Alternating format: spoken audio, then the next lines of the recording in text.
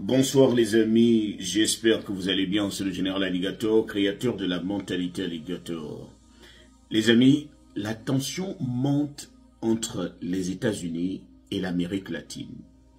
Comme vous le savez, les vagues d'expulsion ont déjà commencé, depuis lundi soir. Et toutes les personnes sont en panique. On va dire les personnes les plus atteintes, ou les nationalités les plus atteintes sont les nationalités sud-américaines. Et cela a créé une totale panique auprès de ces populations.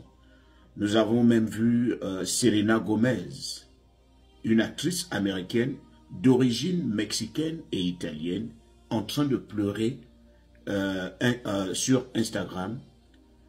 Elle pleurait parce qu'elle disait aux populations mexicaines que je ne sais pas comment je peux vous aider.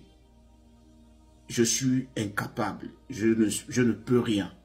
Je vois comment on est en train de vous expulser, on est en train d'expulser mon peuple.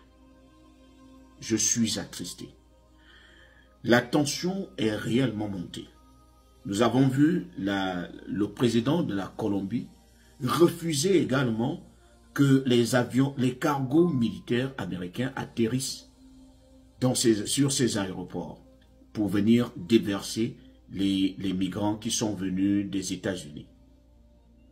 Et cela a tellement énervé Donald Trump qu'il a décidé d'augmenter de 25% les tarifs douaniers entre la Colombie et les États-Unis. La Colombie a finalement décidé d'aller reprendre ses enfants, mais avec ses propres avions. Mais elle a décidé de réagir également sur le plan commercial. Comme vous le savez, je le dis également dans certaines de mes vidéos, l'Amérique ne s'est pas fait, les États-Unis ne se sont pas faits seuls. Les États-Unis têtent aussi quelque part. Il y a des pays qui nourrissent les États-Unis et lorsqu'on parle de ces pays-là, on parle beaucoup plus du Mexique, de la Colombie et de certains autres pays sud-américains qui nourrissent les États-Unis. Donc, il y a de grands échanges commerciaux entre les États-Unis et l'Amérique latine. Alors, de l'autre côté, il y a le Brésil qui s'est aussi plaint parce que ses enfants sont venus en mauvaise santé. On a interviewé plusieurs Portugais plusieurs Brésiliens qui ont été rapatriés à l'aéroport.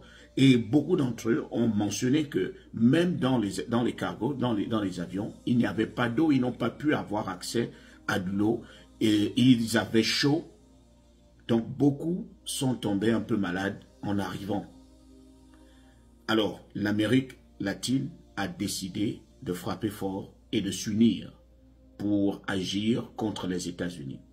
Les amis, cette lutte-là ne va pas prendre fin maintenant.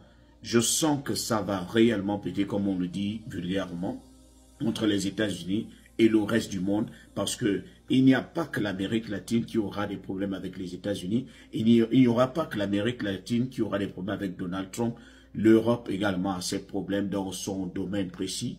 L'Afrique aura certainement des comptes à rendre, aura certainement des reproches à faire aux États-Unis sur un autre plan. Mais on va voir un peu la réaction des États-Unis, on va voir comment ils vont se comporter. Vous savez, honnêtement, aucun colosse sur cette terre ne peut demeurer colosse s'il n'y a pas de petit.